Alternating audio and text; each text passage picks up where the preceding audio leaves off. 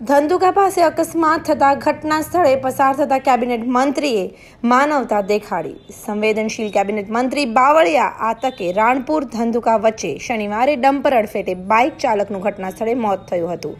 ત્યારે અકસ્માતના 2 કલાક થયા હોવા છતાં પોલીસ ત્યાં પહોંચી ન હતી. એવામાં કેબિનેટ મંત્રી કુંવરજીભાઈની ગાડી ત્યાંથી નીકળતા તેઓ ગાડી તુરંત થોભાવી.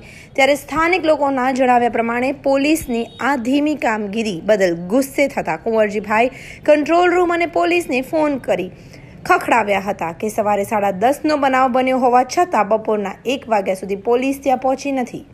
આમ ડીવાયએસપી સહિતને ફોન કરી ખખડાવ્યા હતા અને પોલીસ ઘટના સ્થળે પહોંચે ત્યાં સુધી રોડ પર જ ઊભા રહી ગયા હતા.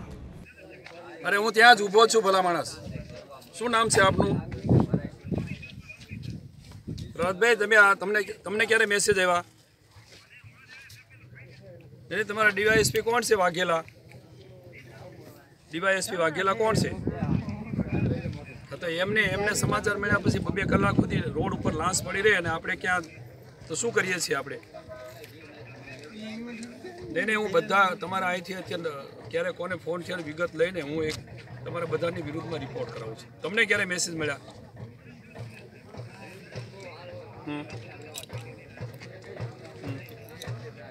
એટલું બધું તમે કંટ્રોલમાં શું લઈને બધા બેઠા છો? તો કેમ આટલા બધા મેસેજ મોડા જાય?